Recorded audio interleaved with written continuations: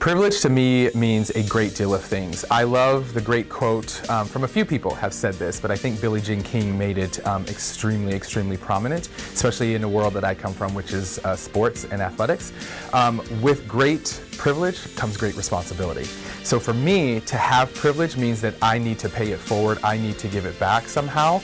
And I think for those that know me and that have read my book and things like that, know that I did not come from privilege, but I also think privilege is shown in many different forms, in many different ways. If you think about it, I really was privileged because I always had a roof over my head. I was privileged because there was, generally speaking, food on the table. So that to me is still privilege. I also was sort of that kid where I gave back to kids. I was involved in student leadership and government, and I was a peer counselor for all 4 years of high school. So for me, those were my ways to give back, even though I still needed myself.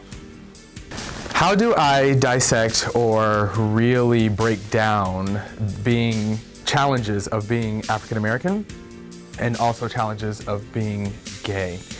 That is a really interesting question and topic, in my opinion. I always say to folks, my entire life, I've had to defend being black much more than I've had to defend being gay.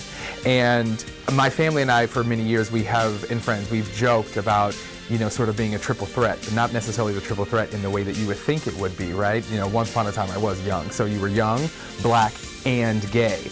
Technically I'm still young, but young, black, and gay, those were like the big things, in my early 20s that people would constantly challenge me on or push me on, or I would have to deal with in corporate world. For me, it was not walking into a boardroom and doing a presentation and worrying about my sexuality or how I, was perceived by folks. It was me walking into a room being seen as the only black person in the room.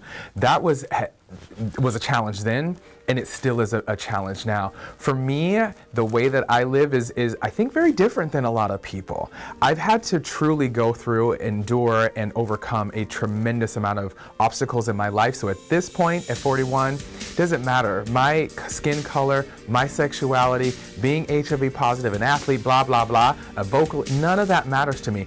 I'm a human being, and I need to be respected and treated as such, period. There's no ifs, ands, or buts about that at this point in my life. I can't control how people view me or how people deal with me, etc. I can only control my actions, my behavior. That's why I'm always making sure that I'm on point. So that way that I'm not giving them any reason to knock or to dispute or to come at me sideways. You've always got to respect me as a human being when I walk into the room, because I'm going to give you that.